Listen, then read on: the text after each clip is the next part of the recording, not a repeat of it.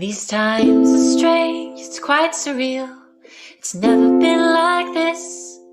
Remember in the good old days when we could hug and kiss. We'd pack the gyms and restaurants and move through public settings. We'd give high fives and drink at dives, hold hands and dance at weddings. Now the days are longer, yet they're darker in a way. We're pressing pause on normalcy, just going day by day. But we can still make jokes and art, garden, dance and sing, cook, read books, try on fun looks and learn about new things. We can talk with friends of ours and have a heart to heart, just so long as we'll stay 6 feet apart, 6 feet apart. It's the newest thing to do. Stay 6 feet apart, 6 feet apart.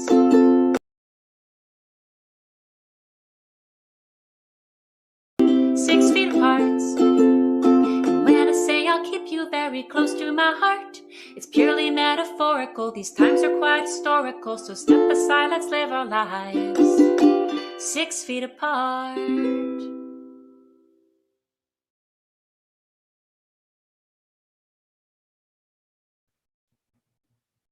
Hi, everybody, and welcome to 6 Feet Apart Productions and to our traditional Folktales show. We're so thrilled to have you all here, and we're really, really grateful for all the support. We do take pride in paying all our storytellers, so the more tickets and the more of you watching, the more we can pay them. And so welcome to everybody. We've got a backstage audience, which we'll show in just a minute, but welcome to everybody on YouTube. I see a few of you saying hello, so tell us where you're from. Send some love to the storytellers, that would be great. And I'll call you a few out as we go through the show. So now before we start, I want to introduce our backstage audience with our storytellers and a few backstage attendees. Hi, everybody. So pleased you're here. Very colourful lot today. Now, tonight, we've got a slightly new experience for you all. We tried it out a bit on our anniversary show. So not only do we have these 5 incredible storytellers, but we're also going to give them an interview and try and get to know the person behind the storyteller. So we're going to try that out and hopefully you'll like it. So first up is the lovely and beautiful Charlotte Blake Alston. Now, Charlotte has been telling stories for over 30 years. She's internationally acclaimed as a storyteller and a narrator for various orchestras all around the country. Her stories are rooted in African and African-American oral traditions. She has made multiple appearances at the Smithsonian, I'm going to be stumbling now, I can see that, Smithsonian Institute, the Kennedy Center for the Performing Arts, the National Storytelling Festival, Timpanogas, then the National Festival of Black Storytelling, just to name a few. She's also performed at presidential inauguration celebrations. She was one of 2 storytellers selected to represent the National Association of Black Storytellers at the weekend opening of the Smithsonian Institution's National Museum of African American History and Culture. It's quite a mouthful. She has such a long list of honors and awards that if I laid my intestines out in a straight line, it would be more than that. So if you want to find out more about the amazing Charlotte, go to charlotteblakealston.com, and hopefully my co-producer Regina will be popping these links into the chat on YouTube. So with no further ado, I'd like to give a huge virtual welcome to Charlotte Blake Alston.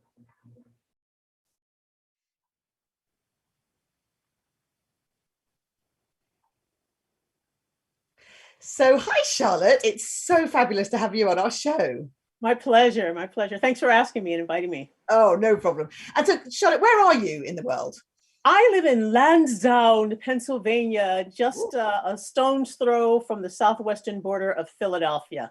You can hit the border with a stone. I couldn't, let me tell you. When I throw something, it goes the opposite direction. So you're 3 hours ahead of me, aren't you? So you're East Coast time. Yes, yes. Yeah. So now listen, we've had to record this interview because you're a very busy lady, aren't you? We're very lucky to have you on our show anyway, but tell us what you're actually doing.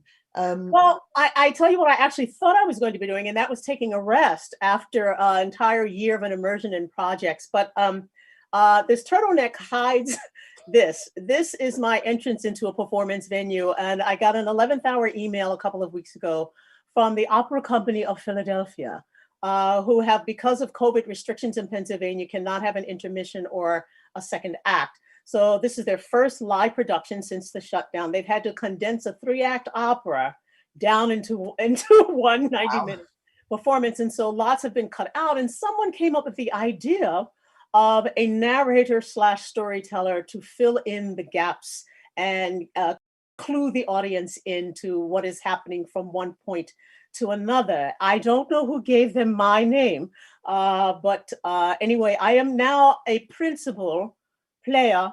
I am making my opera debut at age 72. So I was at a rehearsal this morning and I have to go back to another rehearsal this evening. Yeah, well, thank you. Thank you so much for coming on and recording your story. We're really grateful. So you've actually been the narrator and storyteller for the Philadelphia Orchestra, haven't you? Yes. And Carnegie Hall. So tell us a bit about that. This is actually my 30th, even though it's been a virtual season, my 30th consecutive season as an independent contractor. So I'm not an employee of the orchestra, but I never thought that it would last this long. It started out with a kind of serendipitous meeting with a woman. I was performing at a fundraiser for the school where I used to teach. And it turned out that she was in her second year as education director of the orchestra and trying to get the orchestra to rethink how it traditionally presented family and children in school concerts. And so when she saw me perform, I did this really high energy story with audience interaction. She said, I'd like to talk to you. And so she brought me in. And the first thing that I did was a story with the percussionists. And I found many versions to fit this particular theme of that concert. I crafted my own telling of that, worked with the percussionists, and we performed it. And then I was asked back. Then I was asked to narrate something the following year. There were musicians who were very skeptical. They thought spoken word did not belong on the classical music concert, and it won them over. So about 4 years after that, she began to she instituted a series for young children, for 3 to 5-year-olds. So we call it Sound All Around. And I hosted that concert in the first season. And here, 27 years afterwards, I'm still hosting that concert series. So Wow. I've been the host of that particular series. I said I was going to let it go a couple of years ago. I'm still there. And I still narrate on family concerts and even on occasional subscription concerts, which means grown-ups. So every now and then I get to do some grown-up work as well as Peter and the Wolf and those standard narrations. Sometimes I also am asked to write a script, my own narrative script for it. So it's kind of fun this year. It was the first time that I ever used, what's the cue thing that they have on TV? I can't think of the name of it now, but the caption, not the caption. Yes, cue card, is it? Whatever. It's not cue cards. It goes up in that. I'm having just age brain blip here, but I recorded my part of the Christmas holiday concert at our public radio, public TV station. And so I had the monitor there with all of the script in it, and I was able to read the monitor. But so yeah, it's been a wonderful association. It is an incredible organization to work with, an incredible group of musicians to work with as well. And I've had the opportunity sometimes to work with individual musicians individually who will have a request for a piece that someone has written that has narration with it. And it's just been one of the great gifts of my life, really one of the great joys of my life. That is so amazing. Lovely. Well, thank you so much, Charlotte. Teleprompter. Oh, teleprompter. Well done. My brain couldn't get that one. Better than getting it at 2 o'clock in the morning, so yeah. I know. Well, thank you so much, Charlotte, for coming on our show. And it's been lovely just to get to know you just a tiny bit. And now I'm delighted to welcome Charlotte to tell her story. So thanks, Charlotte, and sit back and enjoy Charlotte telling a story. Thank you, Claire.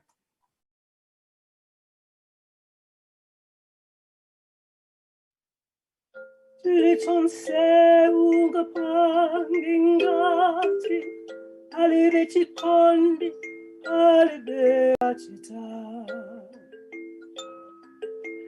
was no joyous celebration when Nonique was born. I do not mean to say that her birth was not anticipated or the pregnancy was not received with great joy. Her father, Lusu, boasted loudly and often as his wife's belly began to rise. Boys, of course, were preferred. But more importantly, even to Lusu, the induna of his village, the chief, was a healthy offspring. Little Nonikwe emerged on the day of her birth with a thick blanket of jet black curly hair.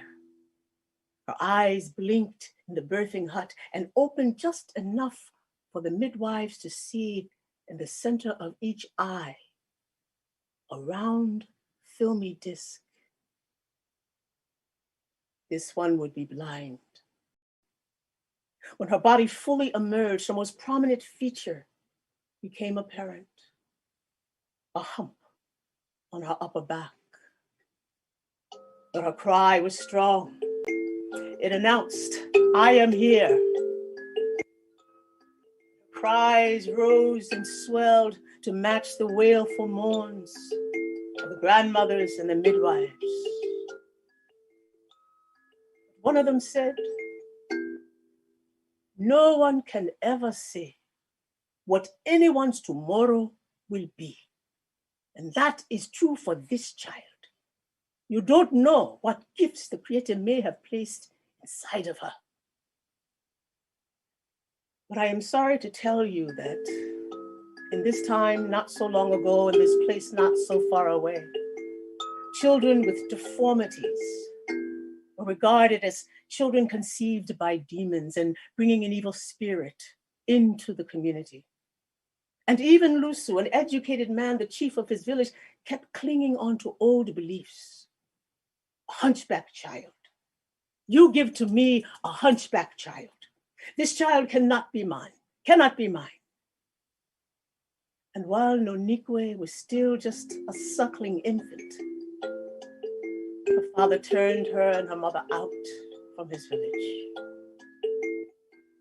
She sought refuge in the village of her brother Mutengo across the river. He was angry as well, but not at this little one, but at the hardness of Lusu's heart.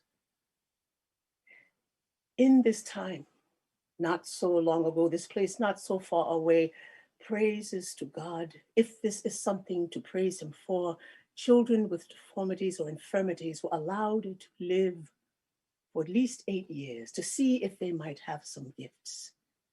And Nonikwe's gifts began to emerge as she grew very slightly in stature, but greatly in wisdom. She had gifts even greater than the healers. She was able to predict things that were going to happen before they even took place. She became the most protected and cared for one in that village, and news of her gifts began to spread and reached across the river to her father, Lusu, who began to make moves to get her back. But it had been her mother's dying wish that the child never be returned to her father. And because of this, Lusu declared his brother-in-law Mutengo his enemy and began to spread all kinds of stories about him and his indiscretions as a chief, breaking all sorts of tribal laws. He began to make trips regularly to the princess of the Wahambi people to tell her of these indiscretions. Marimba, the great princess of the Wahambi people, no one was revered greater other than God. She was a healer, a teacher. She was a musician, a storyteller. She was a philosopher. She was able to heal rifts between families and groups of people. She decided that she would go and travel to the village of Mutengo to see if these accusations were true. But she would go disguised. She would not send word in case the accusations were true, and if he knew of her coming, he would change his behavior. But she did not know about this little one who had these great gifts, who came to her uncle one day and said, "Uncle, you should expect a gift from our princess, the great Marimba." "Why would she be coming to our village?" he asked her. "She has heard that my father has made all sorts of accusations against you. She's coming to see if these are true. Well, we all know these were not true. Anyone in his village said that they would stand and vouch for him. He was one of the most popular Ndunas in all the land. But he called everyone together and told them of her visit. The women began to cook food, and they began to prepare themselves to receive someone who did not even know that she was already expected. But the smells of the food were intoxicating, and the scents wafted beyond their village into other villages, and people began to smell the food, and they followed their noses into the village and began to sit down and have good conversation and tell old stories. It was like a festival was taking place. All day long, the village was teeming with people. He had sent his guards out to every single path that led into the village so that they could come and tell him of Marimba's arrival. And all day people came through this gate and that one. About midday, an old man came with a young woman and said that they had been walking all through the day, and if it was possible for them to sleep there and have something to eat. Of course, they were welcomed and came in and sat and joined the others in the feasting. The sun was beginning to drop lower in the sky, and the great Marimba had not arrived. And a little thought began to gnaw at Mutengo that perhaps for the first time, his little niece had been incorrect. He went to her and took her hand gently and said, I feel that perhaps the gods have played a little trick on you because our great princess has not arrived. Oh, she said, but she has. I can feel the pulse of her thoughts quite strongly. She is pleased with the trick she has played on you. Tell me, how many people are here in the village today? Oh, he said, with all of this food, there are well over 100 men, women, and children. Gather them all together in the courtyard, and I will point her out to you. And that's what he did. He gathered everyone together. He took his little niece's hand, and they walked around the circle, and he took note of those who gazed upon her and recoiled. If they only knew, he thought. This one has the value of 10 so-called normal individuals. Well, they got halfway around the circle, and little Nonikwe stopped and knelt down before the old woman and the old man and the young woman. She removed her head covering and revealed herself as their great princess. She had shaved her head and even improvised a scar with a piece of fish bladder. What is the meaning of this? What is this trick you have played? And she told him, your brother-in-law, Russo, has spread all kinds of lies about what you are doing, but now that I have sat here, I've listened to the people speak, they have spoken of you, I know that all of these accusations are false. But tell me, how did you know I was here? Ah, he said, this little one here and her gifts, she told me. Ah, said the great Marimba, I have heard of her. I have heard of her gifts as well. I want to give her something to remember me by. And she put into the child's hand a small instrument that she had recently created. It was an instrument that she had made to take into hospitals, to play it, to soothe those who were sick. And she said, when this little one comes of age, I am going to unseat her father, and she will become the Nduna, the chieftainess of her village. When the child, Nonikwe, took the gift into her hand and pressed it against her chest, her tears began to flow. Don't cry so, said Marimba. This is a gift that others will always remember you by. When you play it, it will soothe their hearts. When it was first made, with bulrushes and bark, it was left in the sun to dry for 10 hours. And it was during that time, they say, the spirit of the music entered in. It was duplicated in villages all over. You know it as the thumb piano. And still, if you go to the land of the Wahambi people, in the early morning, the middle of the day, the still of night, you will hear the soothing tones of the instrument that has come to be known as Mokimbe, the sick one's comforter. Those who are blind, those who are lame, those confused in mind say they can still hear Nonique play, even though she has long since gone from the earth. She comes and plays her mokimbe in their dreams. The soothing tones diminish their infirmities and causes their spirits to rise. Woes.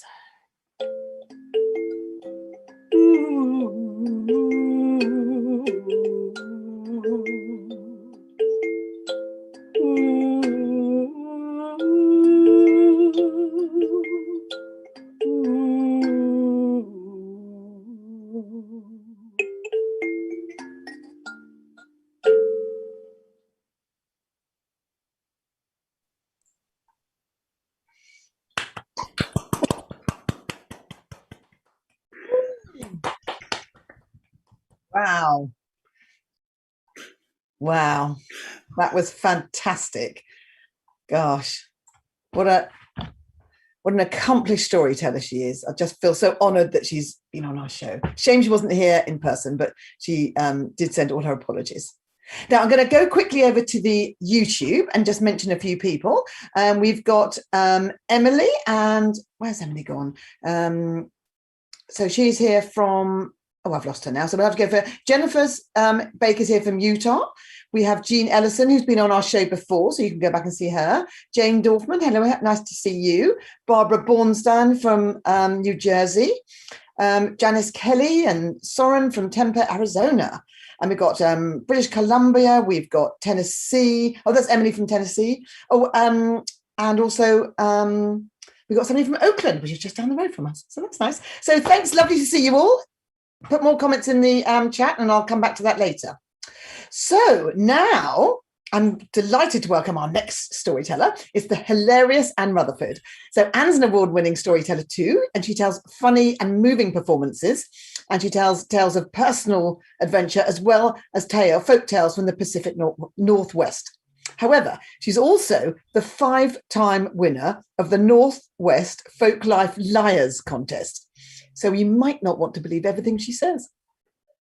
Anne has a few CDs, and the CDs The Habit of Joy and The Adventures of Clementine Ryder are both Storytelling World Award winners, as is the story First Catch on her CD Three Lies and Some Truth. Anne is also part of the TBD Storytelling Gang, and they've been doing a lovely show during the pandemic. So definitely check those people out. There's some fabulous storytellers. And I think all of that information can be found at annrutherford.com, and we'll put that link in the chat. So please join me in a virtual welcome to Anne Rutherford.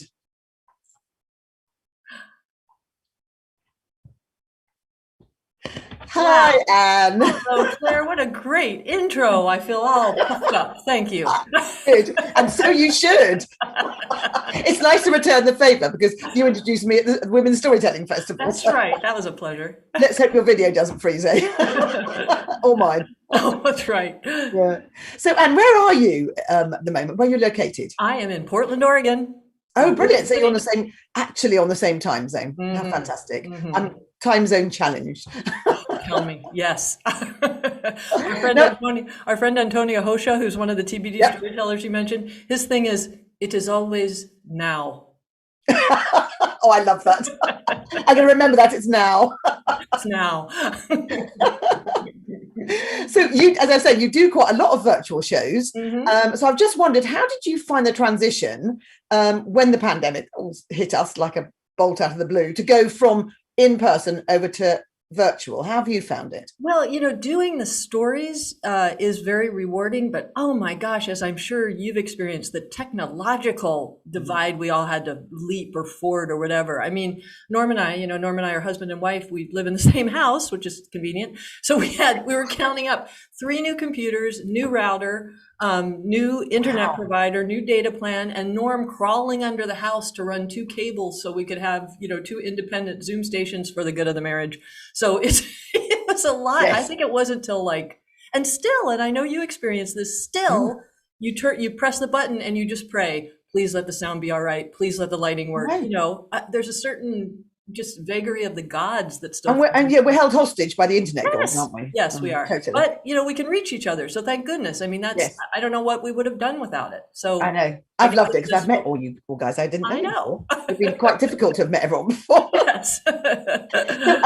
Also, and you tell personal and traditional. So because they're quite different animals, aren't they? So what do you prefer, and what do you find the difference? Yeah, well, it's interesting, Claire, because I actually started storytelling with stories that I simply made up myself, so fictional stories, and that's really what I like to tell the most. But in terms of personal and traditional, what I love are characters, and so if it's a character in my own life or characters in folktales, I feel like that for me as a storyteller, that's what I really latch onto that drives a story. And humans are humans, whether they're in quote real life or folktale or any kind, so that's really what fuels me, bringing those characters alive. Yeah, good. Well, we're going to get to hear you now. Great. I'm delighted now, so prepare yourself.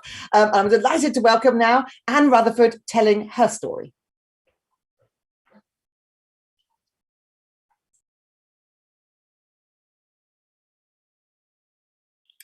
Great to be with you. Well, this story, The Three Sillies, is from the British Isles, but I didn't want to have to do a British accent in front of Claire. So I've reset it and had a lot of fun doing so. I could never marry into this family. Why, you three folk are the three silliest people I have ever met in my life. Well, the course of true love never does run smooth, certainly not in folktales. Let me give you the backstory. Once, long ago, there was a rich young man who lived in a big old house out in the country. Every day he liked to ride out into nature. Oh, give me a home where the buffalo roam, and the deer and the antelope play how they play, where seldom is oh, look at there. He had spotted the daughter of the neighboring farmer, hard at work in her field. Well, that is a fine, substantial figure of a woman. Oh, and look at the strength with which she wields that hoe.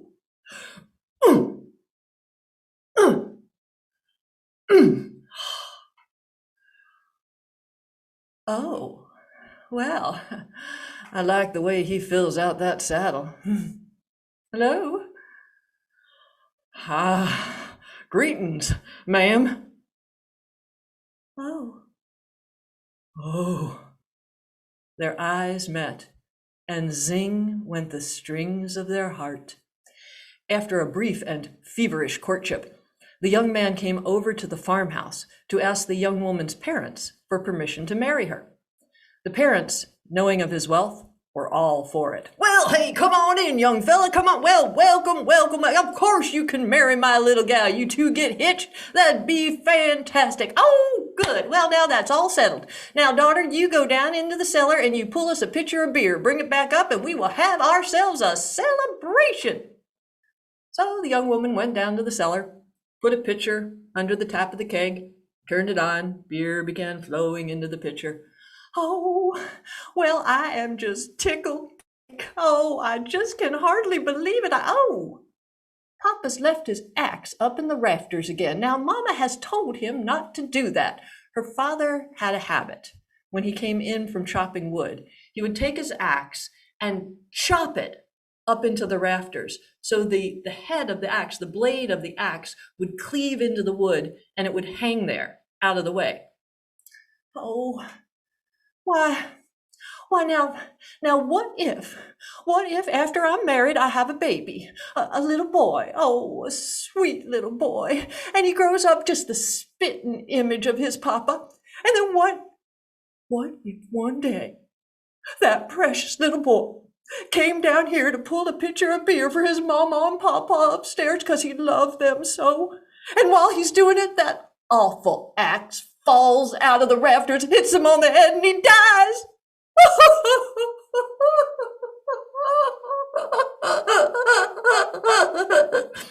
Soon, The mother came down to find out what was the holdup with the beer. Why, girl, what has gotten into you? What if, after I'm married, I have a boy, sweetest little boy. He comes down here to pull a pitcher of beer for you and Daddy, because he loves you so. And while he's doing it, that awful axe that Daddy left up there in the rafters falls down, hits him on the head, and he dies. What?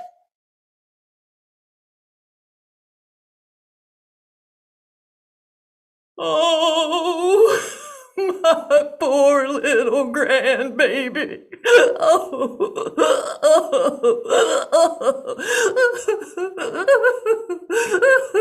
Soon the father came downstairs to see, where's the beer? Well, what in the Sam Hill? What are you two sitting here blubbering about?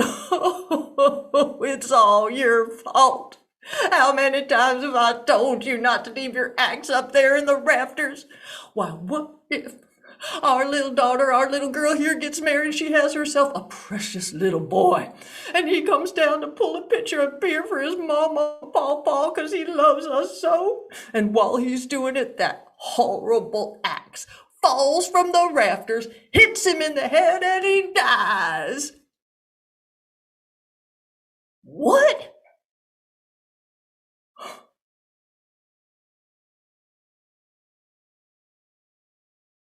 Oh, it's all my fault.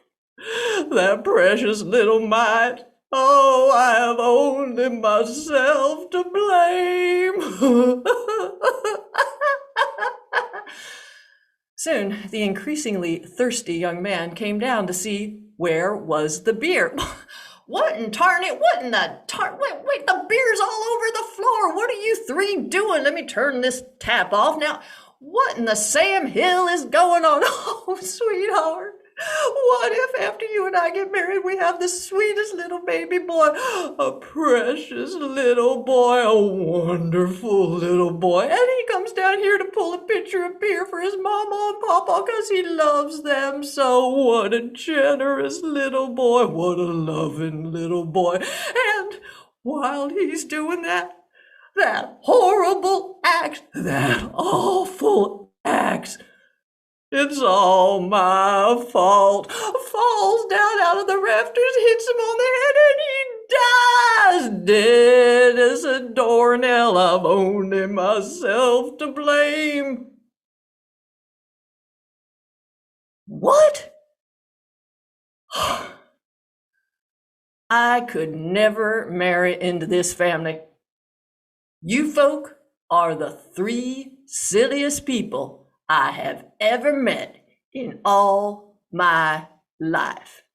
At that, they began wailing and crying louder than ever. And finally, they begged and pleaded so that he said, all right, turn off the waterworks. Here's what I'm going to do. I'm going to ride out for 3 days and 3 nights. If, during that time, I find 3 people that are sillier than the 3 of you, I'll come back, we'll get hitched. Otherwise, it's curtains for the wedding. No. Turn off them eye faucets. I'm on my way. And he set off that very day. He rode and rode till he came to a wide plain. He could see a little sod shanty ahead, and as he rode toward it, he heard moo, moo. He rode around the far side of the shanty and, why, good day, ma'am. What in the heck are you doing? Well, what does it look like I'm doing, young fella? I am pushing my cow up onto the roof of my shanty here so he can eat the sod, because we have no more hay left for him in the barn. Moo!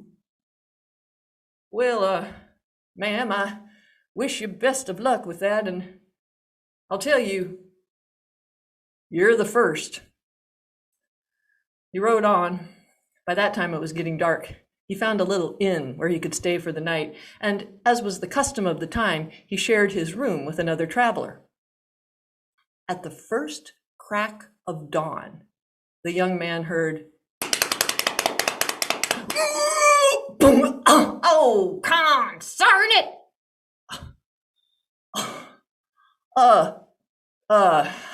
Well, good morning, sir.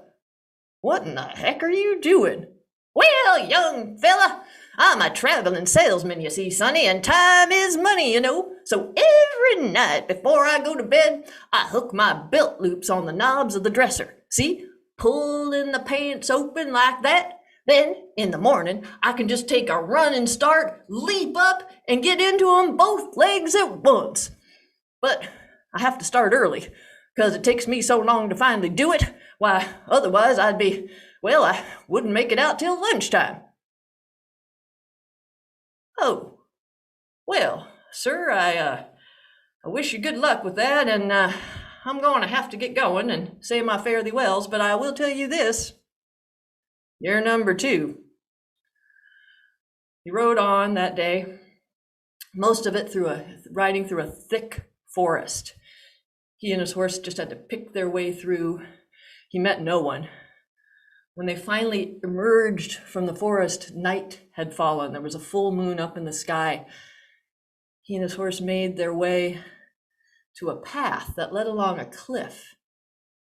Looking down, he could see a further path that led down to a little town that was nestled on one end of a smallish lake. Well, that may be a place I can find some shelter for the night. What in the heck are they doing? As he watched, the lake, which was full of the reflection of the moon, shimmered, but all the doors of the houses were flying open. People were running out. Everybody had a broom or a pitchfork or a shovel or a hoe. As soon as they got to the water of the lake, they started flailing at it frantically, as if their whole lives depended on it. What in the Sam Hill?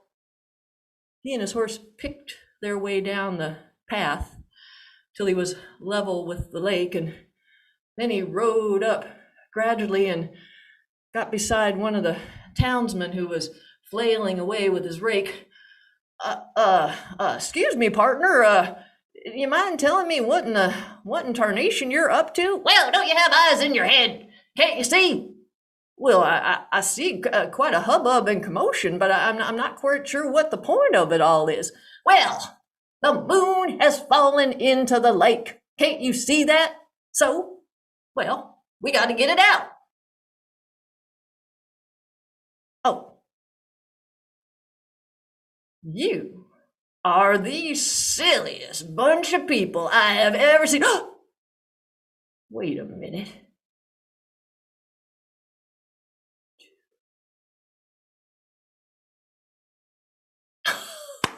Well, I wish you joy of your endeavor, sir, and best of luck to all the town.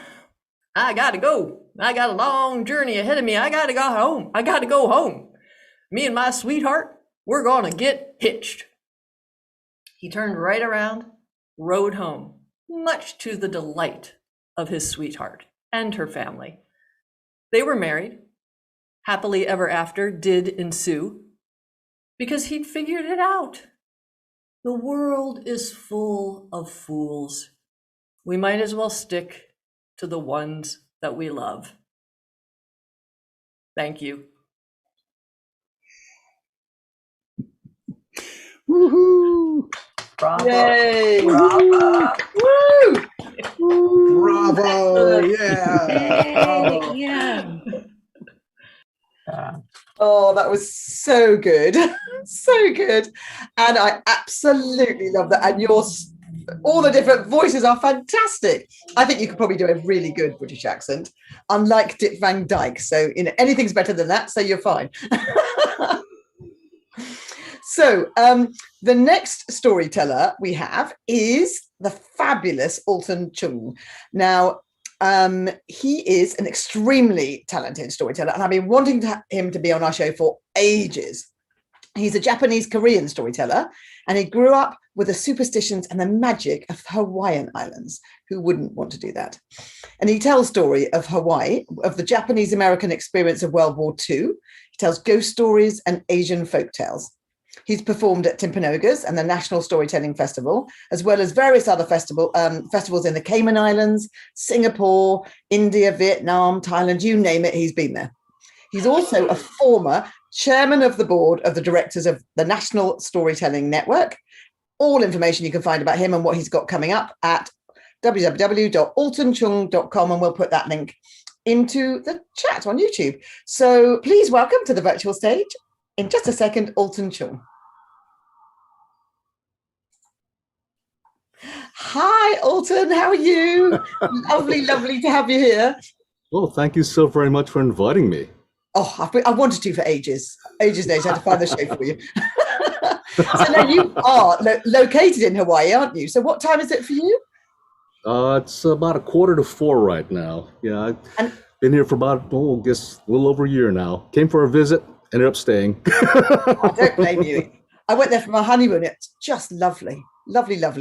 And is it jolly hot still?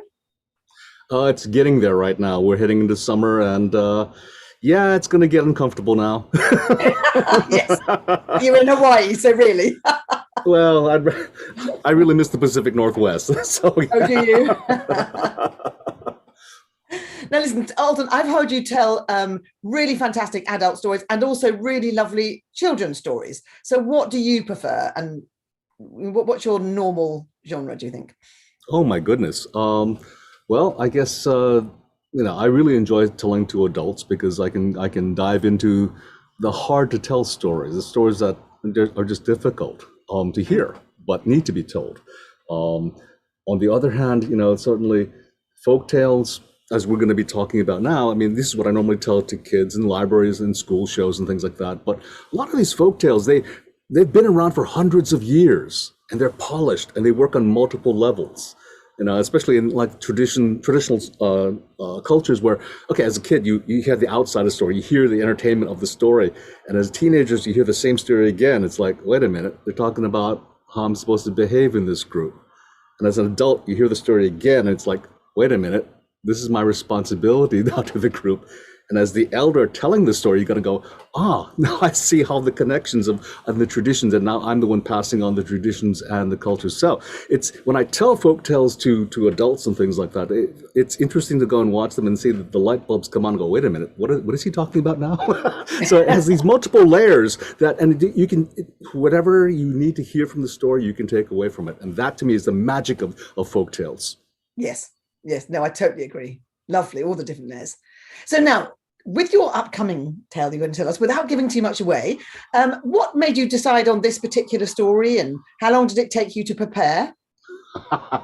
Well, this particular story is kind of a throwback, my homage to my mother. My mother used to tell me lots of Japanese folktales, and when I became first becoming a storyteller, someone asked me, he said, I'm putting together a website of stories about trees. Do you have any? And I said, well, I happen to have this one story that I kind of know of, that, the man who could make the trees blossom. And he said, okay, can you write it up and send it to me? I said, great. And, so digging into the research of the story, I found out, there are, got multiple versions of the story. And okay, let me go and pick what I want. And then, okay, let me go and do some more research of what are these stories really talking about? What is the background of all these things? And so, this, again, multiple layers. This particular story talks about, the Japanese idea about death and about spirituality and about the significance of cherry blossoms and the significance of how people behave amongst one another. And so, it was my own little journey into these things to kind of realize the value of this folktale.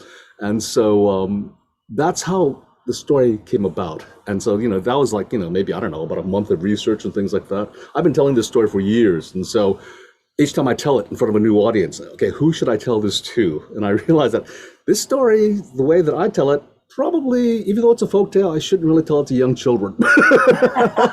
So it's something that I reserved it telling to adults in, a folktale venue like this. Lovely. Great. Well, I can't wait. So get yourself ready and welcome everybody. We got Alton Chung telling his story.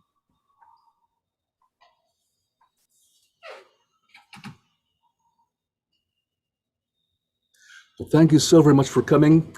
Now, this particular story, as we just heard a story, from Africa and from other places. European and North American stories also begin stories with once upon a time, a long, long time ago, in a far and distant land. But in Japan, they always begin stories with mukashi, mukashi, aru tokoro ni. Once, there was a kind man, and he had a little dog named Shiro. Shiro meaning white in Japanese. And this man was a farmer, and one day he was in his fields, and his dog Shiro was running around and barking, and digging at the dirt. "What do you have there, Shiro?" And the old man got his shovel and began digging, and digging right where Shiro had been digging. And all of a sudden the shovel went thunk. Oh, he cleared away the dirt. It was an iron pot. He lifted it up. Oh, it was heavy. He opened up the lid. It was filled with gold coins. Someone had buried this iron pot here a long time ago and forgotten all about it. Oh, it was a fortune. But what was he to do with all this money? He took it home. And then he called everyone in his village, the small little farming village, to come to his house. And he gave each of them a gold coin. Now, this was more money than anyone had ever seen. And they thought this was a wonderful, most marvelous thing. Good fortune to this man. This man couldn't deserve anything better. Everyone thought this, except the mean old man who lived next door. "Unfair, unfair. I deserve to have gold too. I deserve to have gold too." I know. And so the next day, the mean old man came over to the kind old man's house and said, oh, please, may I borrow Shiro just for the afternoon to play?" Well, the kind old man, being the man that he was, said, of course you may borrow Shiro. Shiro heard this and began pulling at his master's leash as if to saying, "What bro, bad idea, master, bad idea." Well, the kind old man had already given his word. And so he said, make sure that you send Shiro home when you're done playing with him. Of course. That mean old man took Shiro to his own field. And he picked up that little dog and said, "Find me gold." Now, Shiro wasn't about to find this mean old man anything. He kind of looked at the sky and scratched himself and chased around a fly. The mean old man got angry. He got his shovel and he threatened Shiro with his shovel. Shiro backed away and sniffed over here and sniffed over there and finally pawed the ground and patted it and sat down. The mean old man grabbed hold of Shiro's leash and tied it off to a nearby tree. Shiro began pulling at his leash, going, "What bro, when the mean old man began digging at the spot where Shiro had indicated. And the man dug and finally went clunk. He cleared away the dirt. But what he found wasn't an iron pot. What he found was rags and bones and bits of pottery and this black oozy substance kind of roiled out of the ground, smelled terrible and stained everything it touched. The mean old man got angry. He got angry and he got his shovel and he killed the dog. "Oh no, what have I done? And he picked up the body of the dog and he put it on the doorstep of his neighbor's house and said, sorry, terrible accident. And he scuttled away. When the kind old man saw Shiro, his heart was broken. This was his friend. He took his friend inside and he wept and he cleaned him up and he prayed over him, held him all night long. And the next morning, he wrapped his friend in a blanket and took him into the garden that he and Shiro loved so well, and he buried his friend in the garden. And the last thing that this kind old man did was he planted a pine tree, a small sapling of a pine tree over the front of his grave. And he tended that tree. And wouldn't you know, something magical happened. In the span of just a few months, this tree grew and grew and grew until it was an enormous, fully mature pine tree, a tree so large that even a grown man couldn't put his arms around the trunk. And here it was, December, the middle of winter, when everything is cold and gray and dark, and the wind was howling and the ice and snow were falling. And the old man looked up at this tree, the wind blowing through its branches, it almost as if to say, he could almost hear his friend's voice saying, "Master, master, make something useful of me, master." The kind old man looked up at the tree and said, it is nearly New Year's. Shiro loved mochi. I will cut down this tree and make a mochi moto out of it. Now, In Japan, around New Year's, it's customary to make mochi. Usually what they do is they get a large piece of wood and they cut a bowl-shaped depression out of it. And they put hot, sticky rice into this bowl-shaped depression. And they get a wooden mallet, a kine. And they smash this hot, sticky rice. They add a little water and they keep smashing it until it has the consistency of taffy. And then they make little balls of it, flatten it out, and they eat this. This is the traditional New Year's dish. And this is what that kind old man did. He chopped down that tree and he made an uzu, a mortar with a depression in the middle of it. And he made a kine, a wooden mallet, out of the branches. And he took this into his home. And he put hot, sticky rice into the uzu, the mortar, and he struck it down with a kine, a wooden hammer, and it went thump. When he brought the kine down upon that hot, sticky rice, this jet of fine, dry rice came out of the uzu. Huh. He picked up the mallet again, brought it down, thump. And pretty soon, this fountain of fine, dry rice came out of the ouzo. He didn't know what to do. He got a bag. He filled up the bag. He filled up another bag. And pretty soon, he had a whole year's supply of rice. So not only did he have gold, now he had all this food. And he thought this was the most wonderful, magical thing that could ever happen. Except the mean old man who lived next door was looking through a knot in the hole in the fence going, "Unfair, unfair. I deserve to have rice too. I deserve to have rice too." I know.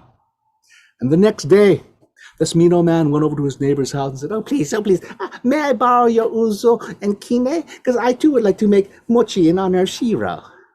The kind old man, being the man that he was, said, of course you may borrow these things. And that mean old man took that uzo and kine into his home. He put hot, sticky rice into it. He picked up that wooden mallet and he brought it down upon that hot, sticky rice in the uzo going, but what came out wasn't fine, dry rice. What came out? Bones, rags, bits of pottery, and this black oozy substance roiled over the top of it, smelled horrible and stained everything it touched. The mean old man got angry. He got so angry, he got an axe and he chopped up the kine and he chopped up that ouzo. He chopped it up into little pieces, but he wasn't done yet. He grabbed all the pieces of wood and he burned it. He burned it all to ashes in his fireplace. When that kind old man came back to get his ouzo and kine, the mean old man just kind of pointed to his fireplace and said, there, bah! And he scuttled away. Oh, that kind old man, he was heartbroken. He got a little bucket and he scooped some of the ashes into his bucket and he took it to his garden, the garden that he and Shiro loved so well. And he was going to spread some of these ashes around the garden. This was the last vestige of his friend, the only thing he had left. Got a handful of ash and began sprinkling it around the plants of his garden. And wouldn't you know, something magical happened. Suddenly, his whole garden burst into bloom. Here it was, the middle of December, middle of winter, cold, dark, gray, and suddenly this flash of color, green, blooming flowers. Everyone thought this was a miracle. People came from miles around to see this wondrous garden. And the daimyo, the lord who ruled over this part of Japan, heard about this. He had planted a cherry tree when he was a child, and now that cherry tree was old. And last winter was very hard, and that cherry tree had died. And he called to that old man. Oh, please, come, see what you can do to my cherry tree. Kind old man did. He climbed up in the branches of the cherry tree and he got some of that ash and began spreading it into the branches of the cherry tree. And all these blossoms bloomed in this cherry tree, delicate white and pink blossoms. It was wondrous. The lord of this part of Japan, he was so grateful, so very grateful to this kind old man that he bestowed upon him gold, pieces of art, rare silk. The other thing this daimyo, this lord, did to this kind young man, old man, is that he gave him a title. From now on, he would be known as Sir, the man who could make the trees blossom. This was amazing. Now he was part of the aristocracy. People came from miles around to offer him gifts, to ask for his advice. Everyone in the little village thought this was the most wonderful, most magical thing. Couldn't happen to a nicer person. Except the mean old man who lived next door. Unfair, unfair. I deserve to have honors too. I deserve to have honors too. I know. And he got a little bucket. He scooped the rest of those ashes into his bucket and he ran out the door. Now, that daimyo, that lord, and all of his soldiers were touring the area. That mean old man came running up in front of them and he began grabbing handfuls of ashes and throwing it into the bare trees on either side of the road, saying, I can make the trees blossom too. I can make the trees blossom too. Wouldn't you know, something magical happened. A wind came by and gathered up all that ash and blew it into the faces of the soldiers and the Lord, and they began coughing and hacking. That Lord became so angry, he all shouted to his shoulders, bring me that man! And the soldiers seized that mean old man, brought him to the Lord, and the Lord looked down upon him and said, what is the meaning of this? Oh, and that mean old man was so scared, he was so frightened. He told the daimyo everything. He told him about how he killed Shiro, how he had burnt the kine and burnt the uzo and scattered the ashes. Lord, he got so angry, he sent that mean old man off to jail for a very long time. But when he came back, he was a changed man. He came back and he made amends with his neighbor. He made amends with his neighbor. And now, every year at New Year's, these two old men get together and they make mochi in honor of Shiro.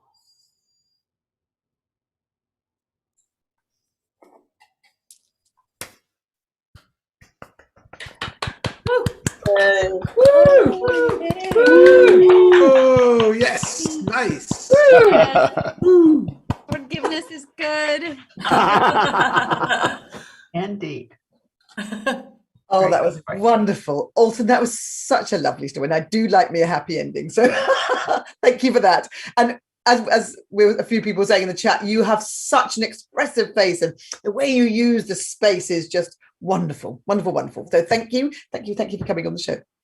Now, I've just been looking in the YouTube chat and there's people from Manhattan here. So we truly are across the country. It's wonderful. And so do please keep sending love in the chat and we'll read some more of that. And also Storytellers, go and have a look because lots of nice comments about you. Now, let's bring up our next storyteller. Our next storyteller is Norm Brecke, who's the husband of Anne and storyteller extraordinaire. So he is a teacher turned full-time storyteller, and he tells historical, folk, personal, and musical stories. And we're very impressed with people who are musical. He's told stories all over the country, from Oregon to Florida, and been a feature teller at many festivals. He's got 3 books he's written, including a picture book, The Man Who Loved Dragons. I want to go and read that now. And his CD, The Rough Edge of the Ocean, received a Storytelling World Honour. So, and also with Anne, he's part of the TBD storytelling gang of excellent storytellers. All of that can be found at normbrecke.com. So welcome to our virtual stage, Norm.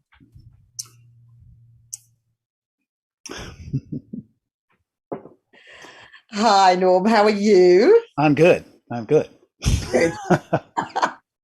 Now, as we were saying, you're married to Anne, so it must be jolly strange having 2 of you as professional storytellers in the same house. Are you always telling each other stories? It's nice. We're not. Well, it's not weird to us at all, but I'm sure it is to other people. My sister-in-law was asked that by my niece, and she said they talk about storytelling all the time. So, well, we think it's delightful. Maybe not everybody. We are really helpful with each other's stories, but our weakness is that we think the other one is so funny. So we're getting feedback of like, oh, say that. Yeah, that's going to be so funny. And then sometimes it's okay, and sometimes it's funny, but not always. So yeah. Lovely that you still find each other funny. That's really nice. Oh, wait, really? I love to crack up Anne more than anyone. Oh, that's brilliant. Brilliant. So you used to be a teacher, didn't you? So how did you go from that to full-time storytelling then?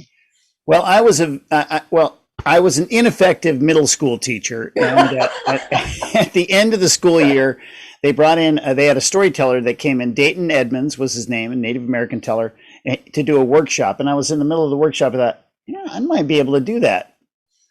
Because for one thing, I could never remember my lines exactly right when I was in a play or something. And I thought, well, I've got the lines. They don't know what the lines are. So, so that's kind of the short end of it. I became a very popular substitute teacher the next year. And, very popular. And excellent. It was nice. Nice. So moving on from them, what's your process for preparing a story, apart from running it by Anne, of course? Usually I run it by Anne, but actually, with folktales, personal stories is best to just run them, and I have to think about them a lot longer than a lot of people. Like in the TBD group, people are thinking of things so quickly, and I really have to ruminate on them. But folktales, I can sometimes remember the story and tell it to like kids maybe the next day. So my process can be anywhere from like a day to years, like 2 or 3 years before I'm like, I'll just, I like that story, but I don't have the characters right, or there's something missing that I need to, it has to click. So it takes a while.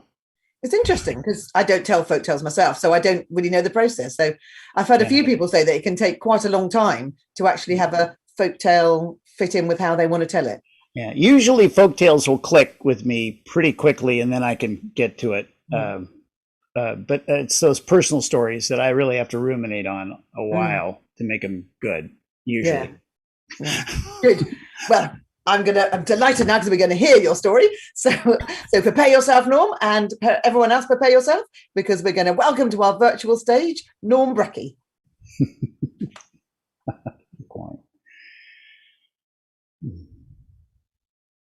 Well, thank you so much for having me. This is a real honor. This is quite the lineup. I've told with a couple of these people before, but not all of them.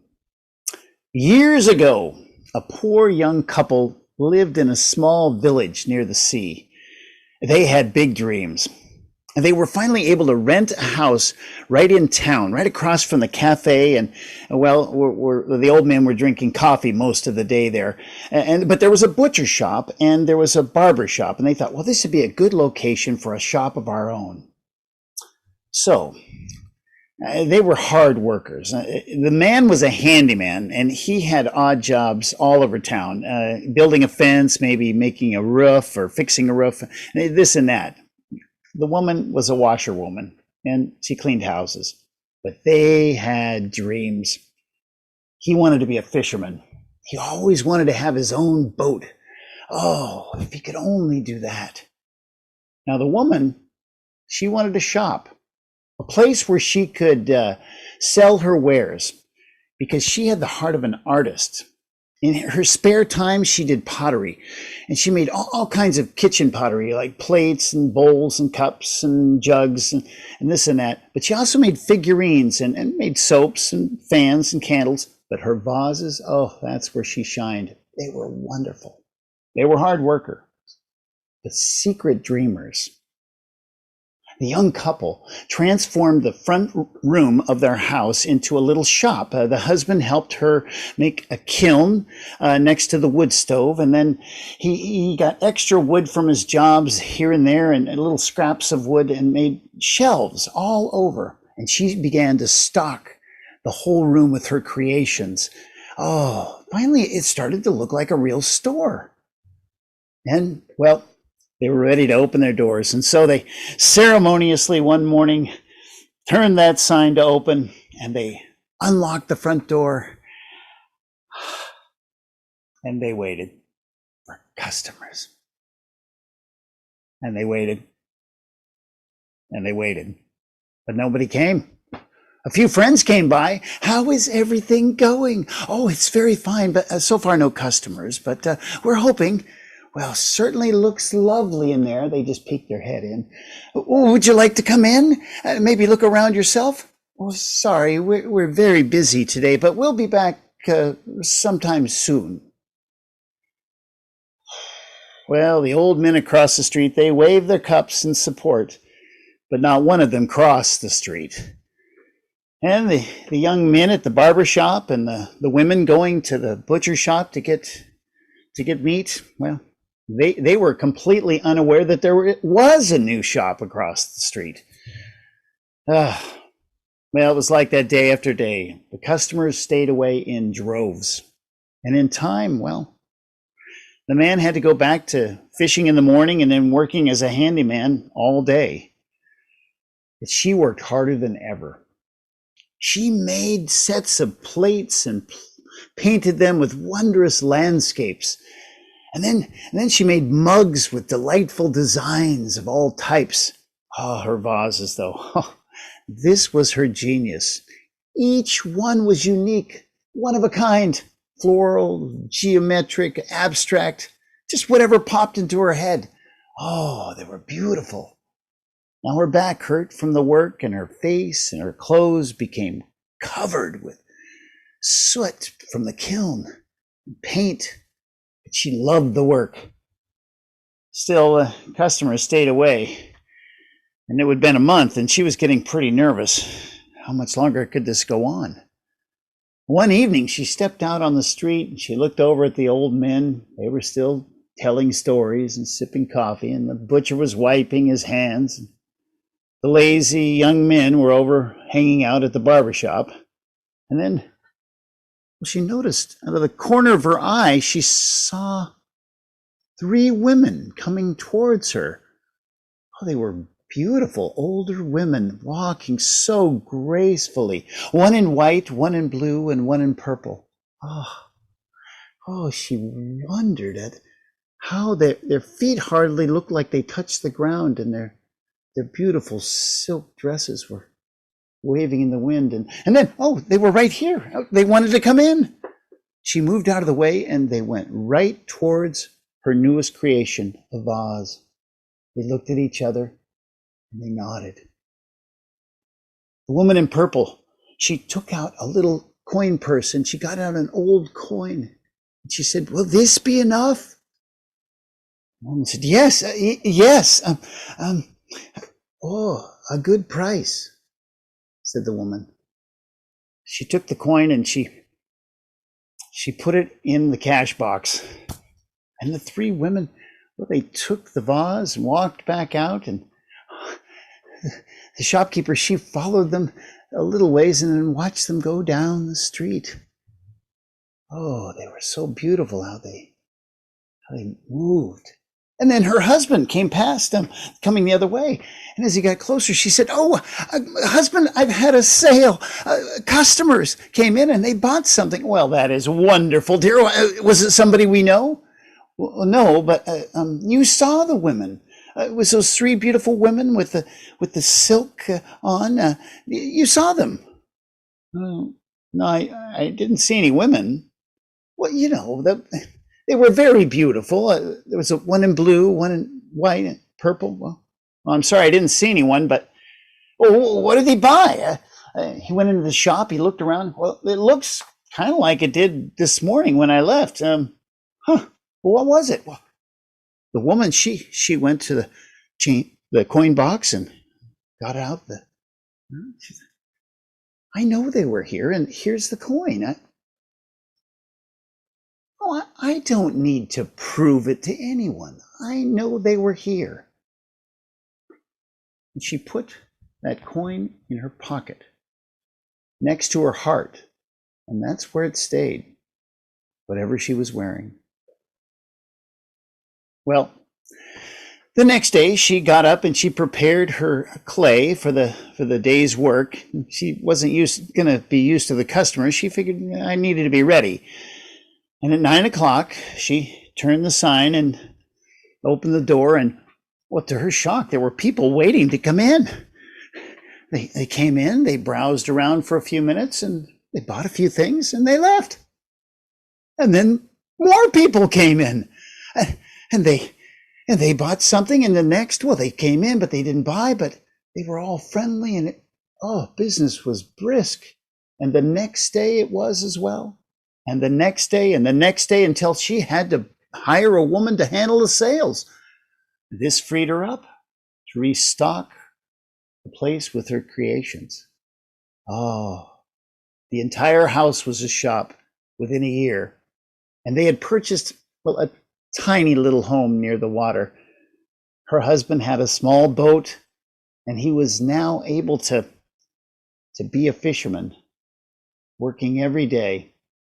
Well, one day, things weren't so busy at the shop, and she let her now friend that was working with her go home early to her family. And she went out in front and saw those old men drinking their coffee and telling each other tales. The butcher, done with the day, checking things out as she was, and the lazy young men hanging out at the barber shop. She went, and then she noticed out of the corner of her eye again, there were the women. Oh, they were walking right towards her. They were so beautiful. Something about their dresses. It was like they were so graceful. It's like they were hardly touching the ground. And they came right up and she let them in. She looked at them and she said, "You're here for the coin, aren't you?" They nodded. She took it out of her pocket. She said, "I think it's ready to go to another woman who has a dream." And she put it in the hand of the woman in purple, who put it into her little coin purse. And the three of them walked out of the shop. And as she walked, those three women walked down the road. Oh, they just got fainter and fainter until they disappeared.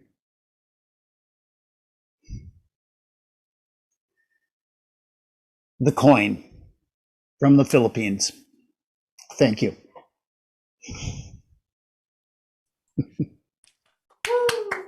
Yay.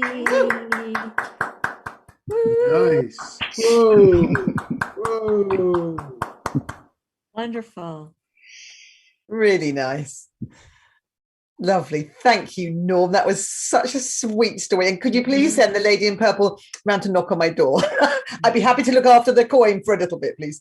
Thank you. That was a really, really good story. And I have to say, I love your background. Excellent. Very good. Now, we've come to the final bit of the show, and it's a huge treat to introduce our final storyteller. And I've only recently discovered this storyteller, so I must have had my head in the sand for years, because this storyteller is incredibly well known. It's Megan Wells. Now, she's an amazing storyteller and a theatre artist. She's been known for creating intimate storytelling atmosphere and delivering an experience with delicious theatrical timing. As an author and Professor Reeves Collins says, Megan Wells is both intimate and epic in equal measure. I'd like to be called epic. She performs in museums and symphonies, enhances education for kids, entertains families. She helps executive actors and storytellers craft stories to effect powerful change. Megan is also the artistic director of the Ray Bradbury Storytelling Festival, and she says she's equally comfortable in the jazzier domains of Chicago's current spoken word explosion. So please welcome to our virtual stage, to know a bit more about her, Megan Wells.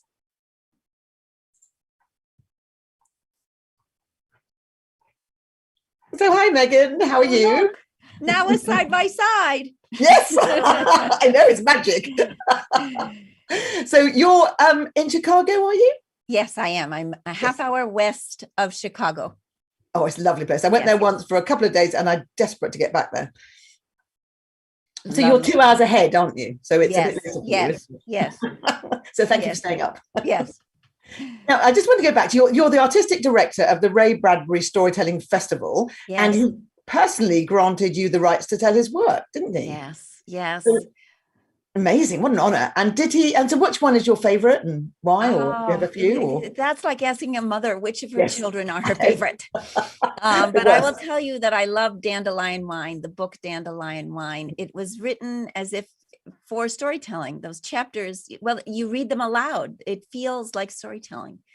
So I do a lot of chapters from Dandelion Wine. Oh, nice. Yeah. Lovely. So really, with all your storytelling vast experience, For storytellers coming out, newer ones, what sort of 3 tips would you give them? Oh my gosh, it's so hard to hear anything when you're starting. Yes. Except Don't know to what you don't say know, do you? that it's really, it takes time to just keep telling. It takes time. Storytelling grows like trees. It's kind of slow.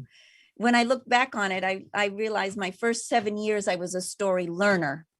Oh, nice. Yeah, And good way of then putting it. somewhere in there, you start to get a really feeling for it. So just keep telling, just keep telling, just keep telling. Yes, and keep practicing. I know that was, it took me 10 years to write a book, and I was a really rubbish writer when I first started, and you just get better, don't you? Yeah, yes, that's it. Yeah, but I love that analogy of the tree, though. That's very... Yeah, you can't rush a tree. No. Yeah. No, lovely, Megan. Well, thank you. Lovely to get to know you just a tiny bit. So now I can't wait. Let's hear your story. So welcome to our virtual stage, Megan Wells. Thank you.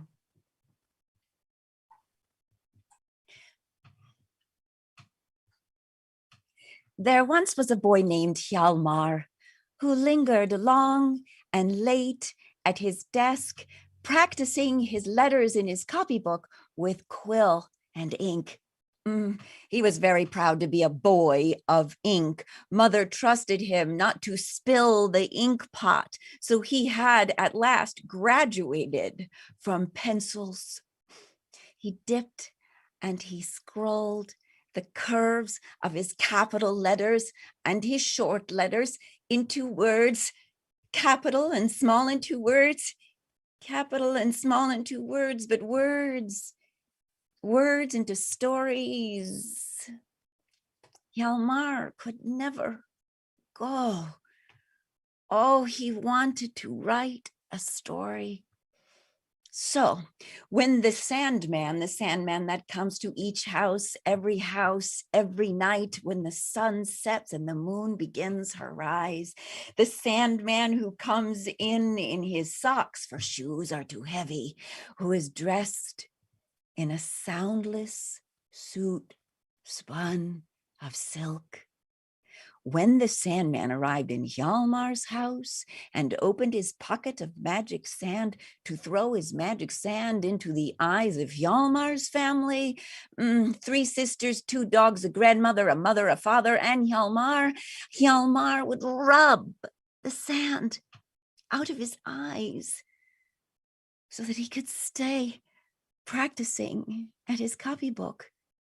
And because Mother could not go to sleep until Hjalmar went to sleep, Mother would sit late at the kitchen table, folding the linens. Hjalmar, blow out your candle and go to sleep.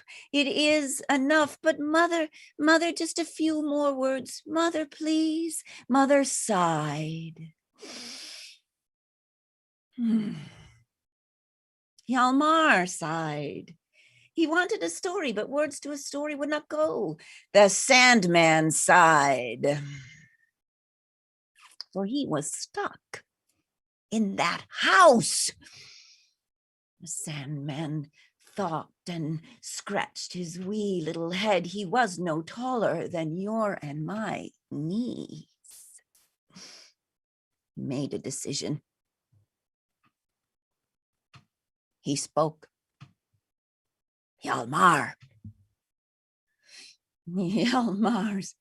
eyes went wide as 2 capital O's as he turned and looked and saw the wee little man standing on the back of his chair, standing there with 2 umbrellas tucked under his arms. Rare indeed, for a child to see me. But if you are good and go to bed now, then I will tell you about these umbrellas. Well,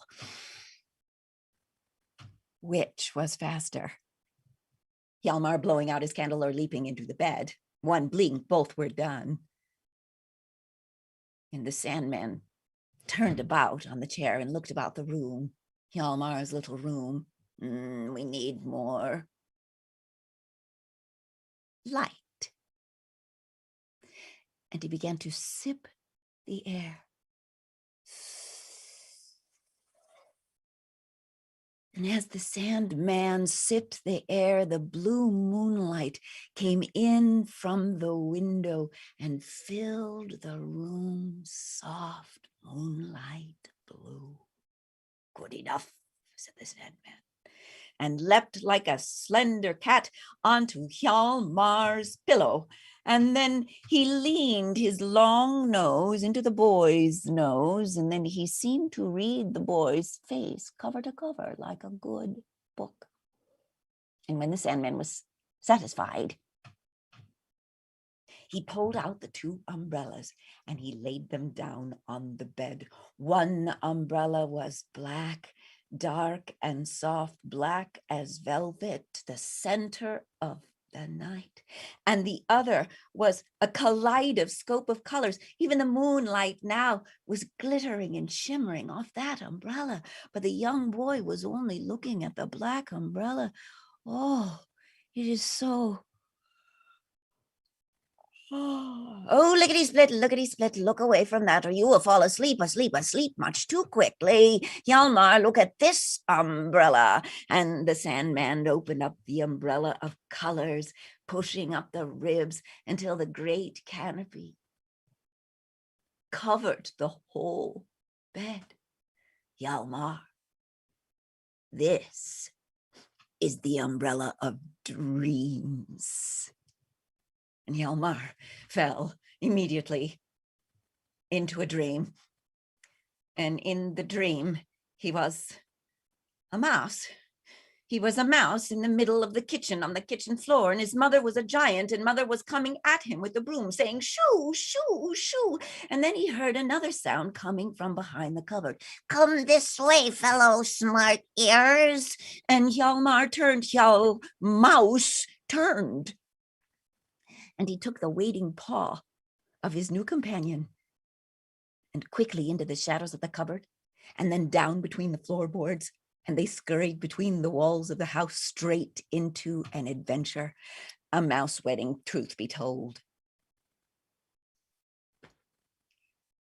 When Hjalmar woke in the morning, the Sandman was nowhere to be seen, and the light in the window was soft. And there were no sounds from the rest of the house. He was the first to wake, and he leapt like a happy cat to his desk chair, and he dipped his quill into the ink, and he began to write about his dream. Oh, Hjalmar wrote a story even before breakfast. The next night, the Sandman came again and opened up the umbrella of dreams. And Hjalmar climbed in through the picture hanging on his wall, right over the frame. And he landed there in the sweet boat that was floating up the river, and the sails were silver. And along the side of the boat came 6 white swans with blue stars in the center of their forehead. And they began to sing in their ancient tongue the stories and histories of swans. And the fish, not wanting to be left out, they began to leap out of the water.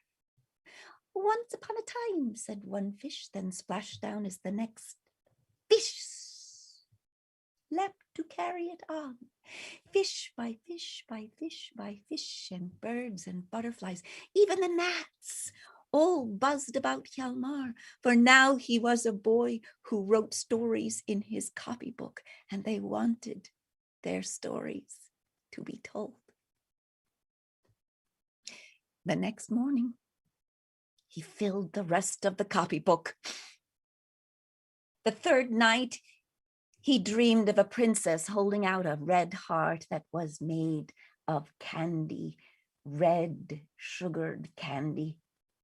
On the following night, he dreamed of a stalwart stork who came all the way from Egypt and told him stories of worth and woe. The night after that, the copybooks now filling and filling and filling, he dreamed that he was a little snail splooching down his own quill right into the ink pot. He filled his copybooks. He asked his mother for more. And now already it was Saturday, and the Sandman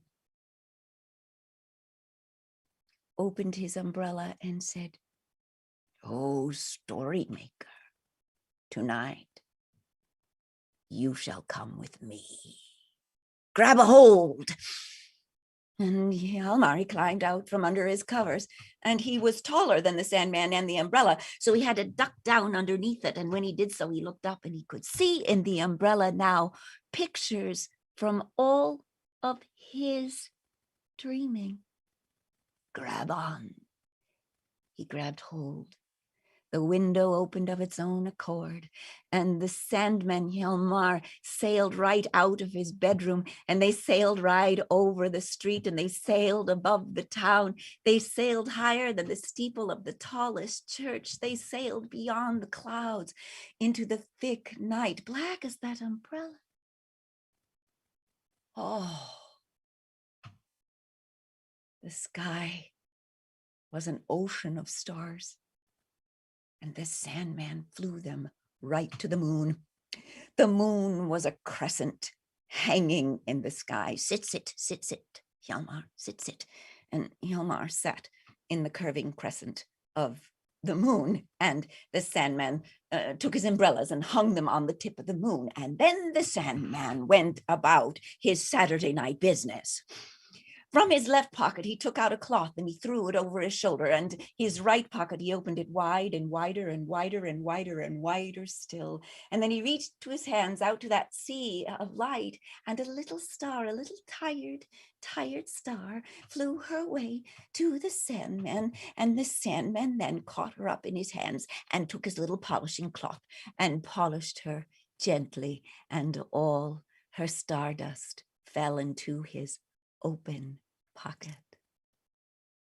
Brighter and brighter she grew, larger and larger too. And then he let her go. Star after star, how many stars? Hjalmar did not know when he wrote this story down the next day. Well, on Sunday, when the Sandman came to Hjalmar's family, and when he opened up his magic sand to throw the dust into the eyes of 3 sisters, 2 cats, a grandmother, a mother, a father, and Hjalmar, Hjalmar did not rub the sand from his eyes. And so Hjalmar went straight to bed. And mother too. But where was the Sandman? Sandman? Here, said the wee little magic man. The Sandman was standing on the windowsill. The window was open, and he was holding his 2 umbrellas as if they were ski poles, as if he would simply ski down the moonlight. Come to me, Hjalmar. Hjalmar scrambled over. Look down below. There is my brother. Hjalmar looked out of the window, and he saw there the very twin of the Sandman, the same height and the same face, though he wore a suit of black and a great cape, and he was on a black horse that cobbled above the street stones. And now standing there was an old woman.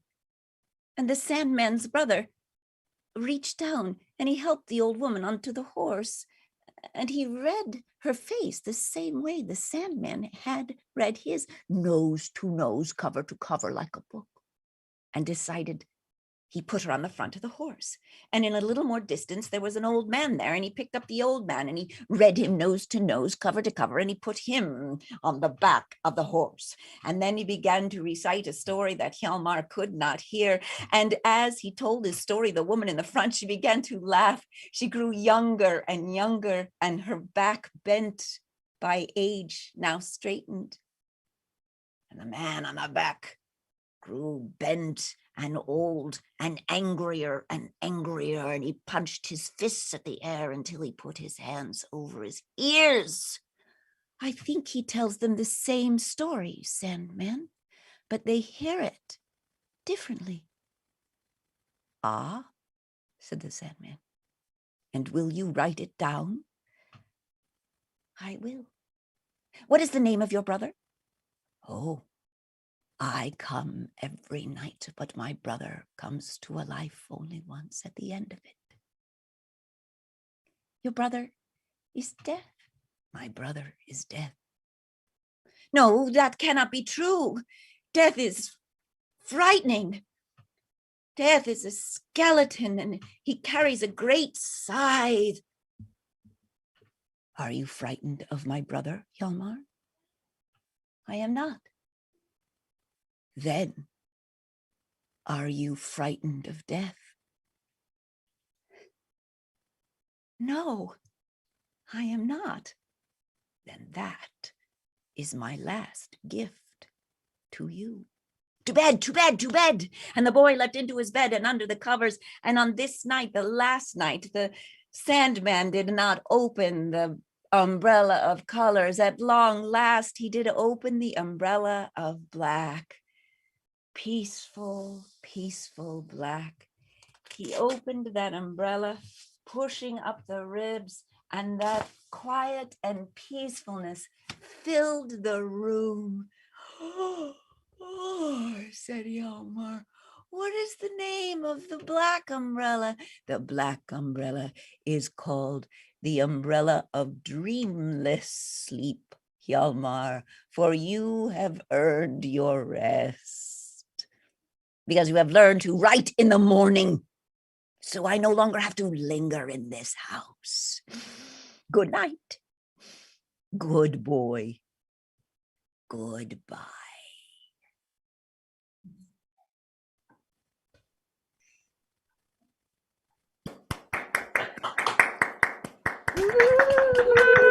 Woohoo! Wonderful. Awesome. Marvelous.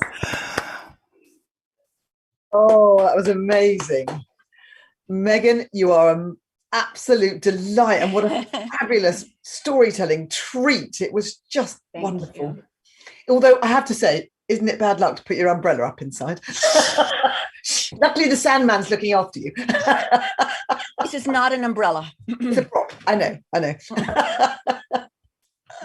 Thank you. That's absolutely stunning. Brilliant. Now, just a couple of things before we leave. I'd just like to thank our tech guru, because without him, we wouldn't be here. We wouldn't be able to do this wonderful tech stuff. That's the Count himself, Mr. Mark Hennessy. I also want to thank my son, Tom, for all the fabulous artwork that I forced him to do. And also, I want to thank Julia Mark for her beautiful song, 6 Feet Apart. Please go to our subscribe on YouTube if you're there. Go to sfapshows.com for all our upcoming events. Go to our Facebook page. And before we tell you what shows we've got coming up, I just want to bring back our storytellers one at a time, just to say thank you again and for everyone to chat up and cheer. So let's bring back Anne Rutherford, please. Hey, I'm back. Hi, Anne. Thank you. Wonderful story. Thank you very much. And have you got anything coming up you'd like to tell everybody about? Yes, May 11th, Tuesday, the Good Liars Club. Norm and I host an evening. It's not a competition, but we gather liars from across the country, and we're going to have a fabulous time at 5 p.m. Pacific, and it'll be great fun. I hope people can join us. I never even knew there was such thing as a liars club. I'm definitely going to come. Brilliant. Thanks, sir. It was a blast tonight. I loved it. Oh, lovely to have you. And also Alton Chung. Oh, hi, Alton. I'm back. Hi.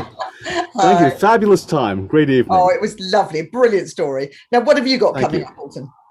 Well, tomorrow, I am part of the group of people telling for the Healing Story Alliance. I'm telling with Marguerite McDonald and Kristen Pedamonte, and I'll be telling this is a whole concert of kindness. It's free to Healing Story Alliance members, and the public is invited for donations.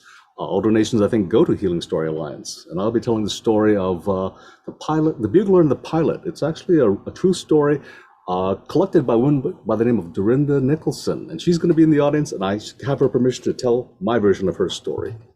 Oh, that sounds wonderful. Oh, there's so many things, aren't there? I have to go to all of them. And Norm, let's bring Norm back. Hi, Norm. Hello. There you are. Just by the power of my word. Now, you might be surprised, but I also am part of the Good Liars Club. I'm not sure if you've heard that. It is May 11th at 5 o'clock Pacific time and 8 o'clock Eastern and all those times in between, 4 o'clock in Alaska, because we have Ingrid Nixon, Ann Rutherford, Jessica Robinson. So now you have to come because Jessica will never let you live it down if you don't come. Jeff Doyle, Vicki Bryan, wonderful, and Ty Fance. I am going to be making up fake bios for everyone, so I'm the MC. So it'll be fun. Oh, that's excellent. It sounds amazing. I'll have to be there. And Megan, let's bring back the wonderful Megan Wells. Hi, Megan. And what have you got coming up? Right now, we are in the 200th year of Florence Nightingale. This is the International Year of the Nurse and the Midwife. Her birthday is May 12th. So from May 12th, 2020 till May 12th, 2021, I've been performing Florence Nightingale a lot. So how appropriate is that in our current times? It's been so, and it's been a powerful experience. I'm sure. So if anyone's interested in any of those Florence Nightingale shows, you can email me at megan@meganwells.com and I'll pop you the locations where I'll be doing that. The Zoom link locations. Lovely. Well, hopefully next time we'll actually all be meeting in person. Although that'd be a little bit more expensive, won't it? Sadly. Yeah. Well, lovely. And thank you all so much. It was a brilliant show. I just love it. You've been absolute stellar. Thank you very much. Everyone, blow the candle out.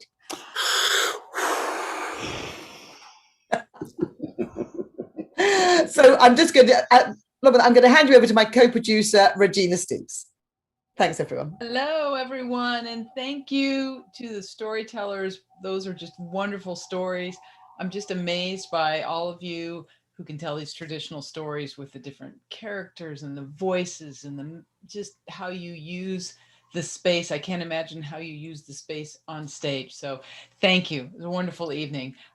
We've got some stuff coming up at 6 Feet Apart. And the first thing that we've got coming up is on May 21st, Friday, May 21st. And it is Humorous. It's up on the screen there. And we've got Mo Reynolds, Ed Stivender, Mary Therese Archbold, and VJ Nathan. And it's on the National O. Henry Pun-Off Day. So what better day than to have a humorous show? And that one's going to be a lot of fun. Claire and I will be on that. And then on May 26th, we are having our second open mic story slam. So this is a competition and it does feature Jessica Robinson as our featured storyteller. So she and Claire can get in the ring again and trade verbal barbs at each other. But this is a chance if anybody's ever wanted to get up on stage and tell a story, whether you're a seasoned pro or a beginner, we'd love to have you on the show. It's a very gentle audience. So I'd love to have you there for that. And we'd like to announce that we now have a shop. We got some swag. If you want to commemorate this moment in time in our world with a 6 Feet Apart mug, and in 20 years they'll be like, well, what was that about? You're like, well, sit down, let me tell you. So you can get this swag at cafepress.com/SFAP shows, and there's also a link on our Facebook page. So Mother's Day, Father's Day, all the holidays, O. Henry Pun-Off Day, whatever day is good for a mug or a t-shirt or an apron. So we hope we see you on the 21st or the 26th, or sporting a t-shirt that says 6 Feet Apart. But regardless, again, thank you. Thank you to our wonderful audience, and thank you to all of our Backstage Pass folks. You were great. It's always nice to have you here. And good night, and thank you. Thanks, everyone. Bye.